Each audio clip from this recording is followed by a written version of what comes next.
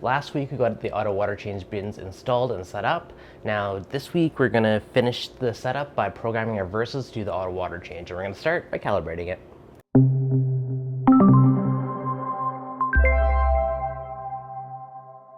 What's going on, guys? Dan with ReefDudes. Now I'm excited to finally get this auto water change happening. I haven't got around to calibrating yet, so today is the day. So we're going to start our calibration process and make sure both pumps are equal. Now one is sucking from way downstairs, the other one's sucking right here and pushing down there, so there may be a little bit of calibration tweaking, so let's find out. I have my wastewater sucking out of the very first chamber. I'm adding my new fresh water downstream. That way there's no risk of it sucking out the new salt water. I mean, it would be minimal, but just best be avoided. So first thing we want to do is calibrate it, and I got a little 30 ml cup just to make sure that we have the equal amounts of water being sucked out as being added, and that's going to be key to making sure everything's stable long term. So let's go to settings, we're going to go to calibrate. It says 30 ml over 2 minutes. Let's do this in about 15 seconds. Add this on and start.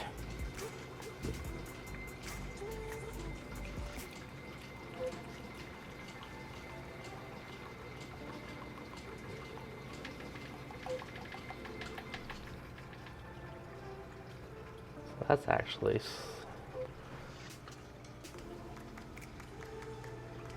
I'm gonna say it's about 33 mils, so let's enter that in and reset it one more time. 33, save, done, since that's a little bit higher than my measurements.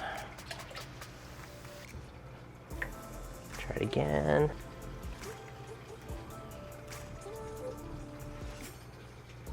Alright, so that's basically on 30 mil on the dot. One side's good, so now I'll go down and test the wastewater, make sure that one's calibrated to be the same. Now I did make all of my drains red, so we are just gonna have to figure out which one is which. Oh, that one's already high, obviously. Now just to prime the lines, I'm gonna tell it to dose, say, let's say 60 mils over 20 seconds, and dose. Now we can do our calibration. So same as before, go into our little gear for the settings, go to calibrate, and 30 mils. Again, I'll do this one over 15 seconds, and go.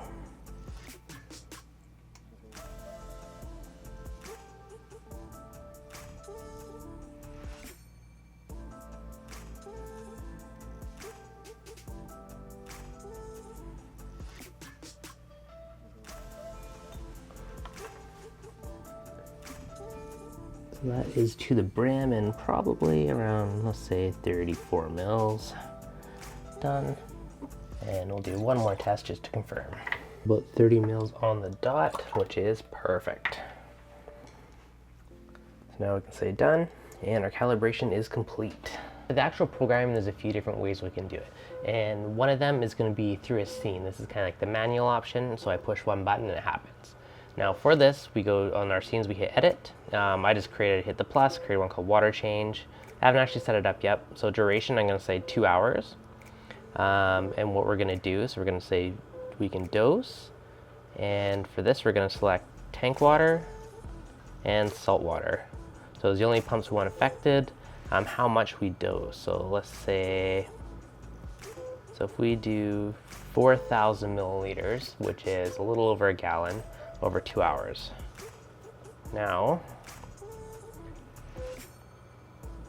if we go back home, if I say water change, both pumps kick on and it starts doing my water change. So every time I push that button, it's gonna do just over a gallon water change. Now the next option that we have, if we go into our pumps, we can schedule it to happen on its own at a certain time. So within here, if I go to our dosage schedule where it says manual, I hit the plus and say, okay, from,